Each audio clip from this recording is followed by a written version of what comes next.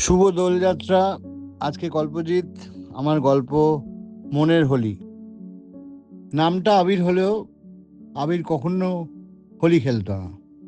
ও বলতো রং নিয়ে রংবাজি আমি করি না। আবিরের স্ত্রী রাই, রাধার আরেক নাম, সেও হোলি খেলে না। সে বলে যে কাপুরুষেরা এই দিনকে চেষ্টা করে আবির গালে মাখিয়ে দিয়ে একটু ছোঁবার জন্য। আমার ভাল লাগে না। যে যার নিজের মতো যুক্তি, শুরু হোক গল্প। আবির আর রায়ের প্রায় বছর তিনেক বিয়ে হয়েছে। আনফর্চুনেটলি ওদের কোনো ইস্যু হয়নি। একদিন রাই বলল আবিরকে যে আর ডাক্তার দেখিয়ে লাভ নেই, এবার চলো আমরা কাউকে অ্যাডপ্ট করে নিই। ঘুরতে লাগলো বিভিন্ন জায়গাতে।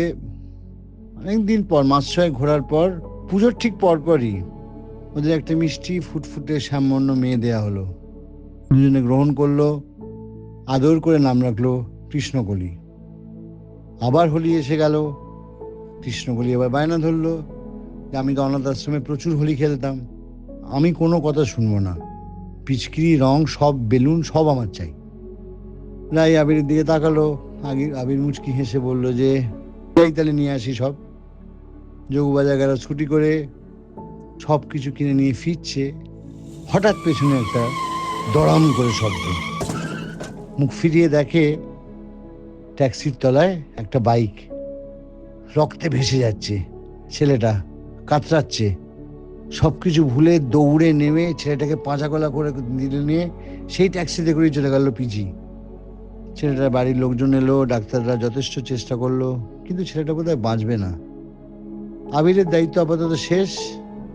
সে হাঁটা দিল বাড়ির পথে। বাড়ি ঢুকলো, উঠোনে রাখা আয়নায় নিজেকে দেখলো। সমস্ত জামা, হাত, গলা, ঘাড় সব রক্তে ভেসে যাচ্ছে। রাই এসে দাঁড়ালো, বললো এ আমাকে কেমন হোলি খেলালো রাই?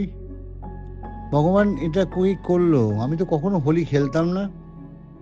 রাই ছুট্টে এসে আবিরকে জড়িয়ে ধরলো, সান্ত্বনা দিয়ে বলল, হোলি কি শুধু দেহের হোলি হয়? রং দিয়ে হোলি হয়? এসো একটা ভালো খবর দিয়ে তোমরা হোলি খেলি। আমি না pregnant. Happy Holi to you all. ভালো থাকবেন। কল্পজিৎ।